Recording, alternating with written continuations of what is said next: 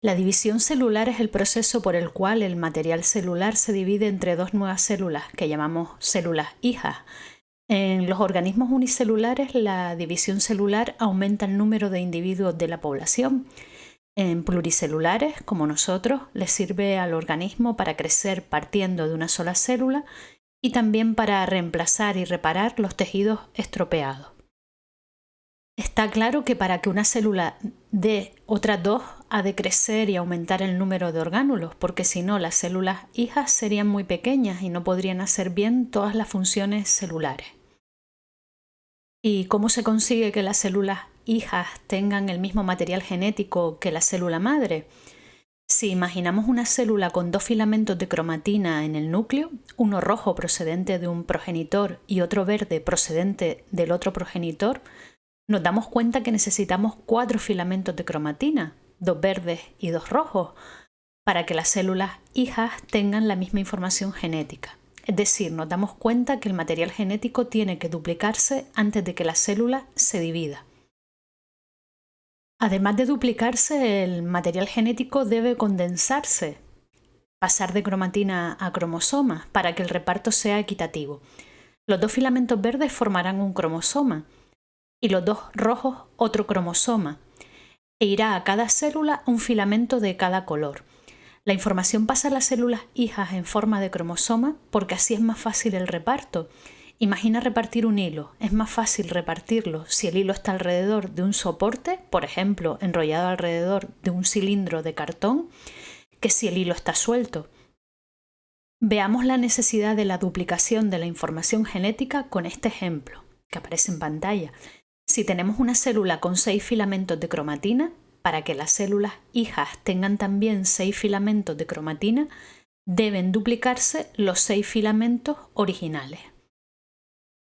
Hemos visto que los cromosomas son estructuras que aparecen durante la división celular para facilitar el reparto de la información genética contenida en el ADN de la célula madre a las células hijas. Cada cromosoma está formado por 2 cromátidas que se unen en un estrechamiento denominado centrómero o constricción primaria.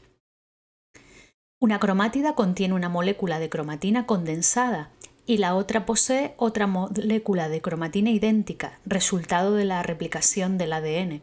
Por ello se dice que un cromosoma tiene 2 cromátidas hermanas. El centrómero divide al cromosoma en 2 partes, brazos, y en él hay una estructura cinetocoro donde se van a enganchar los microtúbulos del huso mitótico para separar las cromátidas durante la división. En las cromátidas se pueden encontrar bandas, que son zonas de coloración diferente al teñir los cromosomas, y también constricciones secundarias que dan lugar a satélites o segmentos separados. Los extremos de los cromosomas se llaman telómeros. Los telómeros se van acortando a medida que la célula se va dividiendo, así que el grosor de los telómeros nos va a indicar el envejecimiento celular. Entre más cortos son los telómeros, más vieja va a ser la célula. Según el tamaño relativo de los brazos o posición del centrómero de los cromosomas, se distinguen 4 tipos de cromosomas. Metacéntricos, los 2 brazos tienen aproximadamente la misma longitud al situarse el centrómero en la parte media del cromosoma. Submetacéntricos, un brazo es ligeramente mayor que el otro al estar el centrómero desplazado hacia uno de los extremos. Acrocéntricos, ambos brazos son muy desiguales porque el centrómero está muy desplazado hacia uno de los extremos del cromosoma. Y telocéntrico, en este caso solo es visible un brazo en el cromosoma ya que el centrómero está en la región del telómero. En la figura de la derecha están representados mediante un dibujo los cromosomas humanos. Nosotros tenemos 46 cromosomas en nuestras células, que están distribuidos en 23 pares. Fíjate que los cromosomas del par 1 son metacéntricos, los del par 8 son submetacéntricos y los del par 21 son acrocéntricos. Haploide es la célula o individuo con un solo cromosoma de cada tipo. Se representa con la letra N, que indica el número de tipos diferentes de cromosomas presentes en cada célula. Diploide es la célula o individuo cuyos cromosomas se organizan en parejas. Estos cromosomas que constituyen una pareja se denominan cromosomas homólogos y cada uno procede de un progenitor. Los diploides se representan con 2 genes, siendo 2 genes el número total de cromosomas. La célula izquierda es haploide, tiene 3 cromosomas diferentes, y la célula de la derecha es diploide. Si te fijas, tiene 6 cromosomas en total, por eso decimos 2n igual a 6, pero hay 3 tipos de cromosomas, es decir, tenemos 3 parejas de cromosomas diferentes. Cada cromosoma de una pareja, recuerda que se llamaría cromosoma homólogo. Bueno, y en estas células que están en pantalla, ¿qué diríamos? ¿Son haploides o diploides? ¿Y cómo indicaríamos su dotación cromosómica? Pues bien, la célula izquierda es haploide, tiene 4 cromosomas distintos, y la de la derecha diploide, tiene 8 cromosomas distribuidos en 4 parejas. Como ves en el ejemplo, los cromosomas pueden tener una cromátida, es decir, una parte, en lugar de 2. Eso depende del momento del ciclo celular. La dotación cromosómica de la célula de la izquierda sería n igual a 4 y la de la derecha 2n igual a 8. Todas las células tienen cromosomas en un número que es característico y constante para cada especie. Por ejemplo, las células humanas tienen 46 cromosomas, las de la papa 48, las de nuestros perros 78, las del guisante 1. El cariotipo sería el conjunto de cromosomas de una especie y el ideograma o cariograma es la representación ordenada del conjunto de cromosomas de una célula. En un ideograma o cariograma, las parejas, el conjunto de cromosomas se ordena por parejas de homólogos según forma y tamaño. En un cariograma humano vemos que hay 2 tipos de cromosomas. Los autosomas, que son los cromosomas ordinarios, los que son iguales en individuos masculinos y femeninos, porque no deciden el sexo del individuo. Si te fijas, hay 22 pares de autosomas en nuestra especie. Por otro lado, tenemos unos cromosomas llamados heterocromosomas o cromosomas sexuales que son diferentes según el sexo. En mamíferos hay una pareja de cromosomas sexuales. Así, en la especie humana hay 2 cromosomas sexuales, el cromosoma X y el cromosoma Y. El X está presente en los 2 sexos y el Y es propio del sexo masculino. Así que una mujer tiene 44 autosomas y 2 cromosomas X.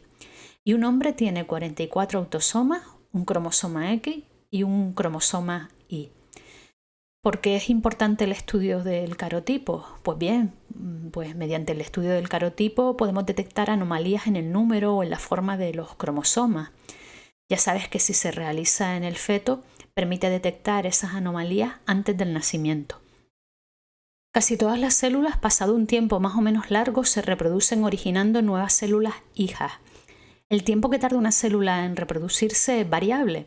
En nuestro cuerpo hay células que no se reproducen nunca, como los glóbulos rojos o eritrocitos, las células musculares o la mayoría de las neuronas. Por el contrario, otras células, como las de nuestro epitelio intestinal, tardan solo unas 8 horas en dividirse. La reproducción de las células se realiza mediante división celular o mitosis, en la que se originan 2 células hijas idénticas a la célula madre, es decir, a la célula original. Pero antes de dividirse las células pasan por un periodo largo llamado interfase, en el cual se preparan para la división. Como puedes observar en la gráfica, la interfase consta de 3 etapas, G1, S y G2. Debes asociar los periodos G a crecimiento. Recuerda que crecimiento en inglés es growth y S a síntesis. En G1 la célula duplica su tamaño y aumenta el número de orgánulos. Hay una intensa actividad bioquímica dentro de la célula. Algunas células muy especializadas, como las neuronas, entran en un estado modificado del periodo G1, llamado G0, y no se dividen.